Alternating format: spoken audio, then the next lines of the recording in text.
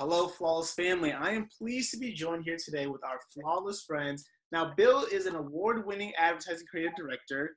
He switched careers to pursue his passions for music and is a renowned jazz guitarist. Claire has been an educator for over 40 years, helping teachers work effectively with students who struggle with learning and behavioral challenges. And they've both also been longtime advisors to us here at Flawless. So together they have created an art that nurtures your body and mind, with Bill being the artist who creates all the images and Claire being his muse who collaborates on the ideas and the text for the books. And I'm just so excited to learn more about you two and what you do today. So thank you both for joining us. Thank you for having us, Trey. Yeah. And so, starting with the first question, the year 2020, this has been such a tough year. You live in New York, so you've been through the quarantine at the epicenter of the COVID-19 pandemic. How are the two of you doing right now?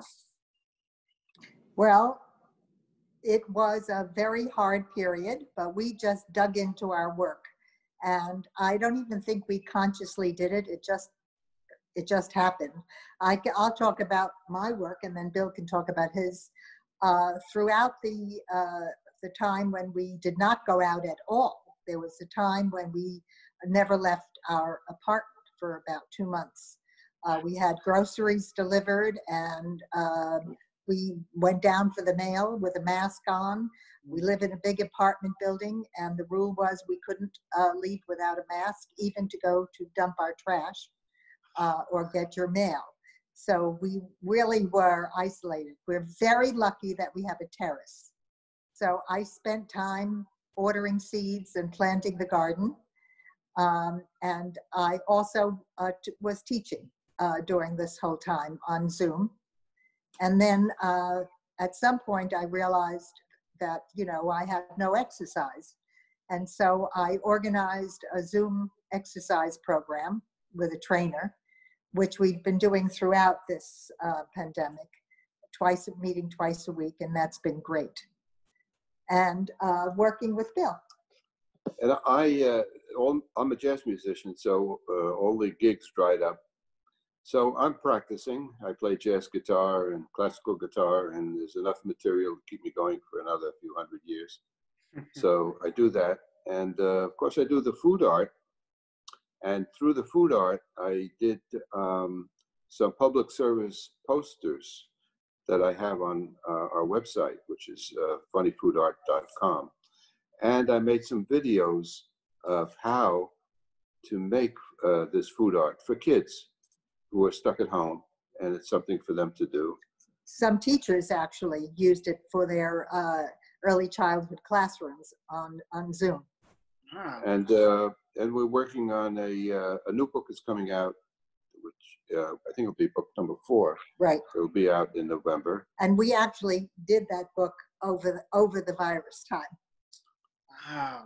Oh, we've got a lot of things going. And also I'm on the board of the Jazz Foundation of America, which helps older jazz musicians who have different needs. And especially now, it's a huge problem. And so occasionally I get involved with that.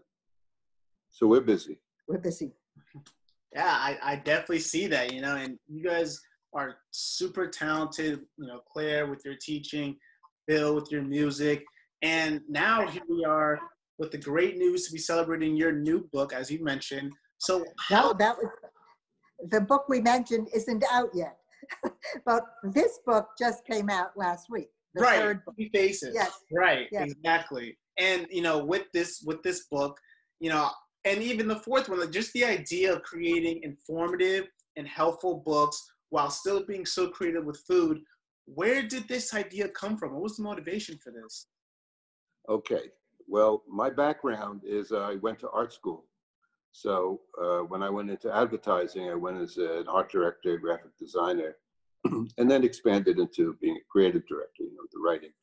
But when we met, I had just gotten out of art school, and Claire told me that her mother used to make little food art for her when she was a little girl. Her mother used to bake challah on the weekends, and then she would take the leftover dough and make it into little feet and I think she said she put raisins between the toes. And so, cinnamon to look like dirty like toes. Dirty toes. So she's going in all these little ducks and things. So we were going out, and it just struck me as a nice thing. So I started making that for Claire. This is 60 years ago, and just made it for fun. And Claire liked it, so I just carried on the tradition from her mother.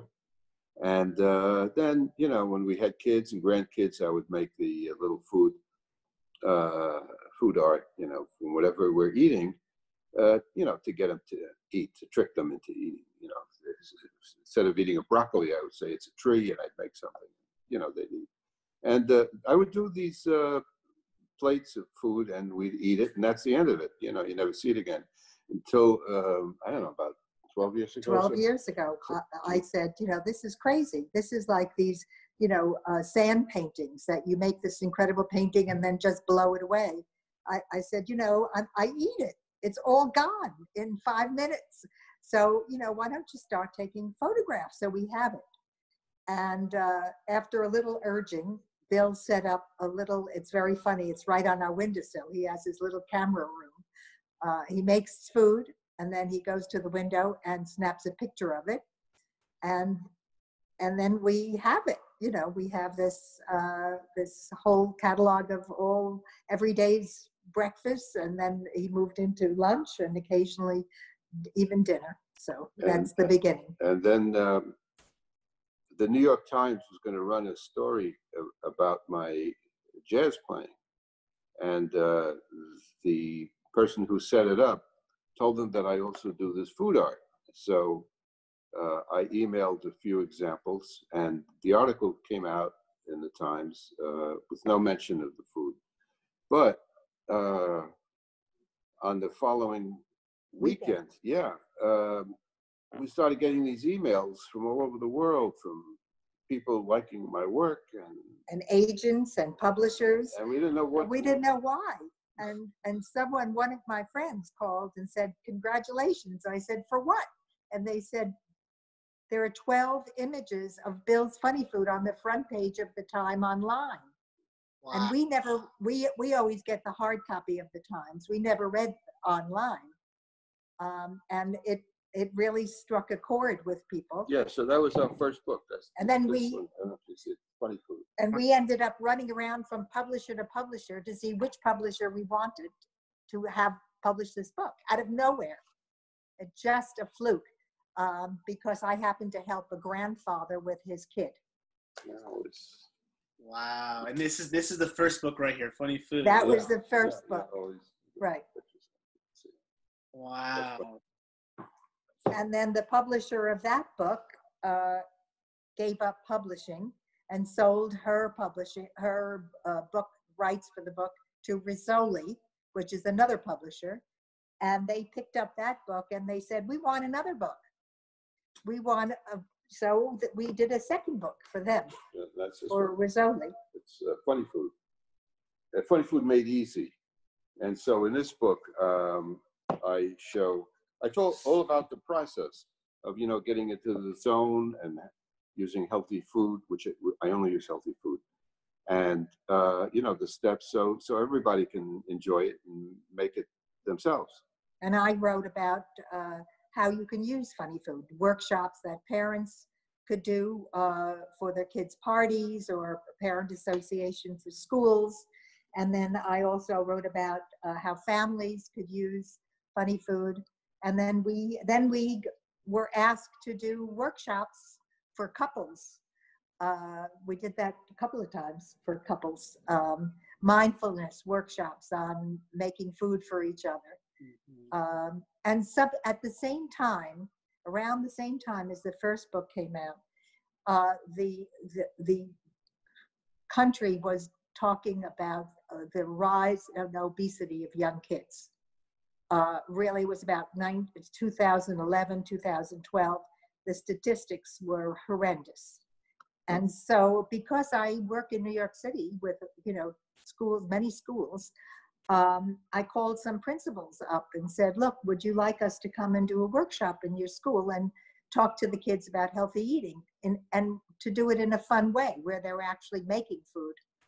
And at the beginning, we were lucky because either the school got free food or we got free food to do these workshops. And that's the beginning of us doing, and at this point, we've done over 100 workshops. Wow. In schools, in museums. We even had a weekend in Mohonk Mountain House where they asked us to do workshops, and we got, a weekend. And we've also had exhibits in museums. Chelsea Market, we were there for 2 months. We had the whole market. Actually, there are a couple of videos on the website, funnyfoodart.com, that show the videos of the exhibits and people's reactions to it, which is really satisfying, to see that how people react, because my stuff is a little different because it's shows emotions and people sort of relate to that. And that's how the third book came about, because, people have always said, wow, this looking at this makes me smile, or wow, this guy, looks so worried. And we started thinking about maybe doing a children's book about feelings. Wow, and that's awesome because that directly ties into kind of our message at Flawless with emotions and mindfulness and feelings. So it's really interesting how you tie into this. And so what is, I know the third book, Foodie Face, is about that. The fourth book, what's going to be the main message there? It's a totally different message. It's a lot of fun. It's called Meshuggah Food, and it's really about our family tradition about making Jewish food. So the foods are Jewish foods, and the storyline is really just different topics, but with typical sort of New York Jewish comments. Now, if you spent 4 years in New York at Columbia, I'm sure you picked up some of that. Definitely. Yeah, I'm sure you know all of them. Yeah. So I'm very interested when this book eventually comes out. It'll be out in November. It's a lot of fun. It's like it's food art, stand-up comedy. Oh, Bill, wow. Bill at one point was on a tour, a jazz tour in Sweden, and we met a gallery owner who invited us back to come back to Sweden and exhibit his work, which we did. And then we even did a workshop in a school. And the same thing in Israel. I was teaching in Israel, and they asked us if we would do a funny food. And the last time we were there, Bill did a funny food for Arab kids who didn't speak any English, but they loved it, the Palestinian kids. So it was wonderful. So it's kind of moved in many directions. Yeah, which is so intriguing to me. Something that was kind of just a hobby, kind of just your own thing between the two of you, has really taken you all over the world, and really a short time, because you said you started about 12 years ago. Not even. No, in 2012. So it's 8 years. Yeah, that's when I started photographing them. I mean, he's been making it for me since we're married, 59 years. But this part. And, I care a lot about the emotional health of kids. In fact, I was going to read to you, but I can't because, oh, wait, it's on, no, I don't. A grandparent who bought the new book about feelings. Bill, you talk, and I'm going to find this. You want me to look for it? No, because you won't know how. A grandparent was telling about their grandchild's feelings. Here it is. I have to read this to you. She said, I read your book. I love it. Spot on about kids being stressed. And so she says that Benny, that's her about 4 or 5 year old grandson, went to a friend's yard on Monday. They did a social distancing meetup with one of his friends, and he was worried that his friend wouldn't remember him anymore. And then he was fearful that he would get the virus. And then he was worried that his mom didn't have enough gas in the car to get home. And he didn't want to use the iPad for fear it would run out of battery. And she said, you were right on. Then you talked about kids being stressed in the book. So, you know, that touched a chord with me that I think many parents don't realize that their kids are acting in a different way, and that it's really very connected to what's going on in the world. You know, and they may not have the words to describe how they're feeling. And so they're, you know, they're stressed, they're anxious, they're withdrawn, or they're acting out. And I hope this book helps some people understand what's going on. Definitely. I think you can see that in, you know, you're speaking about how you did the workshop, you showed the book to children who didn't even speak English, but they can relate to the messages and the themes of the book. And I think that's so important, especially for children who may not be able to communicate with words. So your book is just so impactful already. Like, I'm definitely impressed. Yeah, it's fun. So what would you say, you know, because each book seems to have its own main message or theme, but, you know, as a series, what is your main goal here? Like, what do you want to communicate to kids? Like, is there an overarching main message when you create this funny food art? That's a very good question, and it's difficult to answer. But I would say that, you know, playing with your food kind of seems like something that's just a fun, silly thing to do, and maybe it's not a good thing to do. But I consider this my art. Because I don't do advertising design anymore. I don't do graphic design. I do music. And we all have our strengths. And my strength is my ability to create things. And I just have to create. You know, like if you cut a plant down on one side, it'll grow out the other side. So this is my artwork.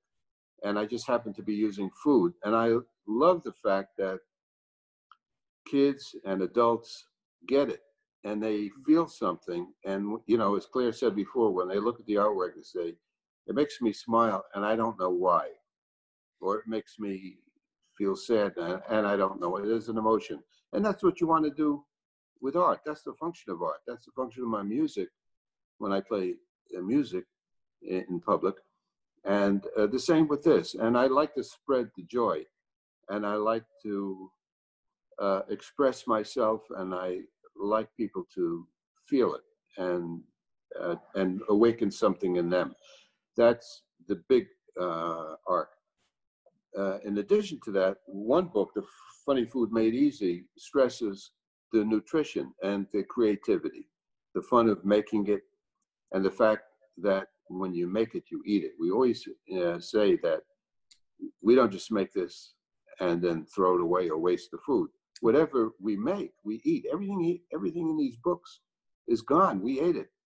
That's, you know, you've It seen. was made to be eaten, not to be photographed. The photography is the side part. Exactly. It's you know, Bill will say, well, you know, do you want eggs or cereal? And then that's it. And I know that whatever is going to come, it's going to be eggs or cereal, whatever I ordered. But I have no idea what it's going to look like, what it's going to be. And then, of course, when the first book came out, I was sort of in shock to see my private food was now part of the world's food, you know, open to the world to see. But when I make this, and what I stress in the books, you know, when I do talk about it, is that I make this, it's all spontaneous. I am really never sure. I have no idea what I'm going to make. I just let it, I look at the food in the morning mostly, and it just tells me what it wants to be. So that's getting in the zone, this mindfulness. And I encourage that with other people. I say, you know, you do it too, try it. There's no judgment on it. You're going to eat it. What difference does it make?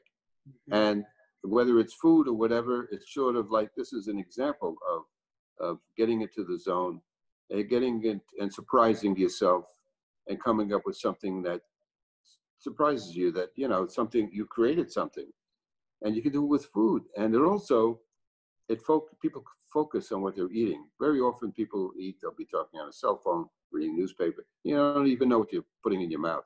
This way, you know, you have an intimate connection with food, so primal. So in a lot of words, these are some of the thoughts that I have. I can't tell you like in 25 words or less, but that's basically it. And for me, it's something different. I'm not the artist. When I watch Bill in the morning, he's in a different place. Once he starts making his food, he's in a zone. You know, when we talk about that, a meditative zone. And even if I spoke to him, he wouldn't answer me. So I don't bother, because he's somewhere else. He's creating. So I understand his joy, and I love what he makes for me. So we're both happy. But for me, there's something else. You know, I grew up on the Lower East Side of Manhattan, across the street from a settlement house for poor local, mostly immigrant families. And they actually gave lessons to the immigrant families, my family being one of them. And my mother learned about nutrition. And I thought, you know, if my mother, as an immigrant who had no real understanding, I mean, she lived under poverty, so she wouldn't have, even if she had understanding, she wouldn't have known how to buy these things. She didn't have the money. But we grew up very differently from our neighbors, because my mother learned how to make nutritious meals on, you know, small amount of money. And so there's a piece of me that feels, I want to do this. This is my mission, to help other people. And I checked with my siblings, my nieces and nephews, my kids.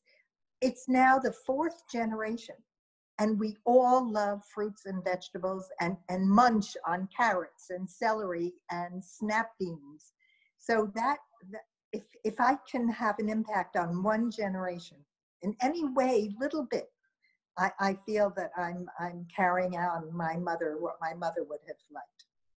I love that. And that's, nutrition is so important. Here at Flawless, we like to preach self-care, and nutrition is part of that. So yeah. I want to know, is there any other, you know, self-care tips that you have for the audience, for us? You know, I know at one point you mentioned you were able to go on the terrace, but, you know, is there any other self-care tips that you're doing right now?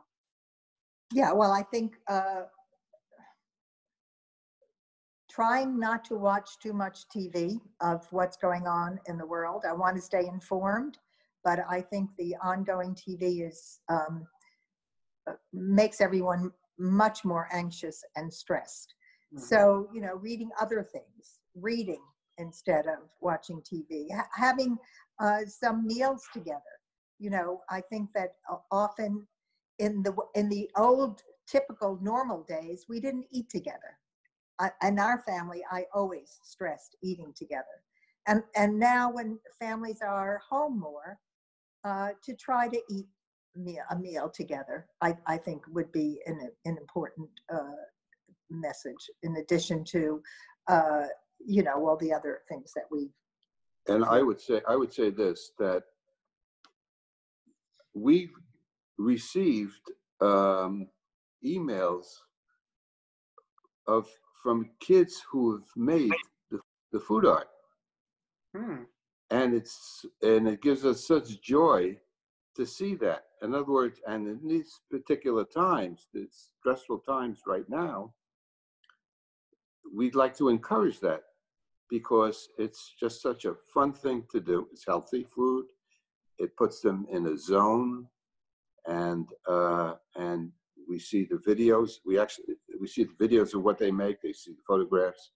It's just a wonderful thing. And from my standpoint, I'd like to see more of that. Wow, that's awesome.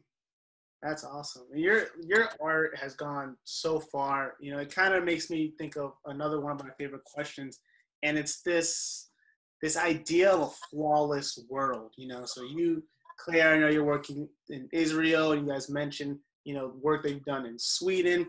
So having an already global perspective of things, what would a flawless world look like to you? Or, another way of thinking of that question is like, what right now is just giving you hope for a better and more flawless world?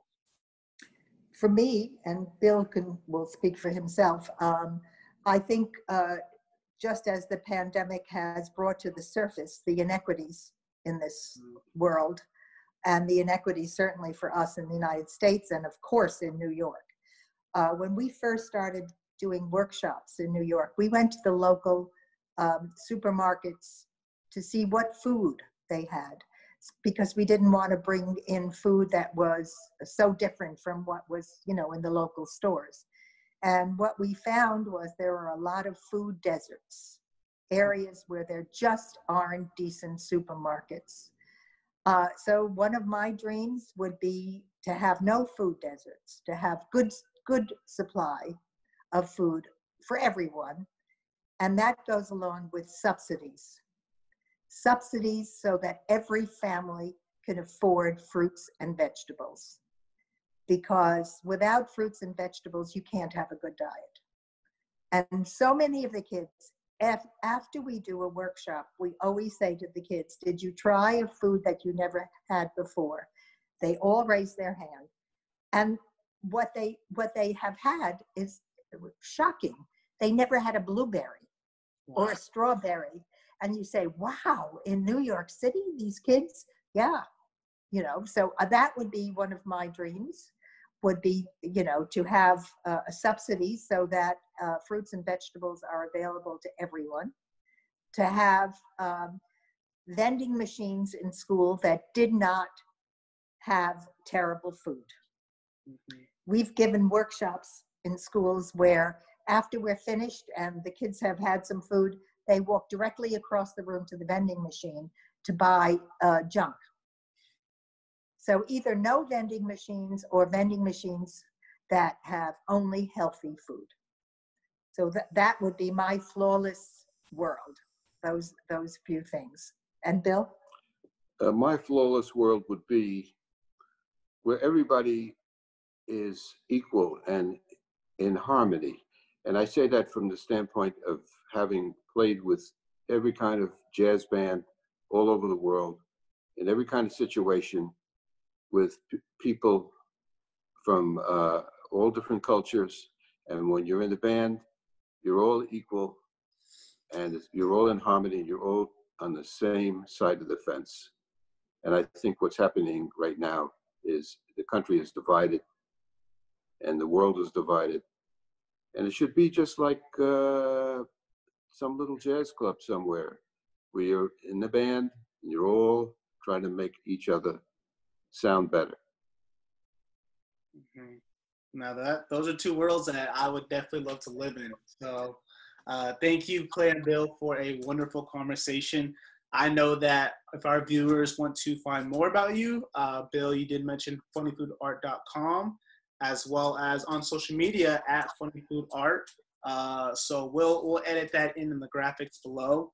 But again, thank the two of you for the art that you're doing, the positivity that you're spreading, and again, for a wonderful conversation today. Thank you. It was a pleasure, Trey.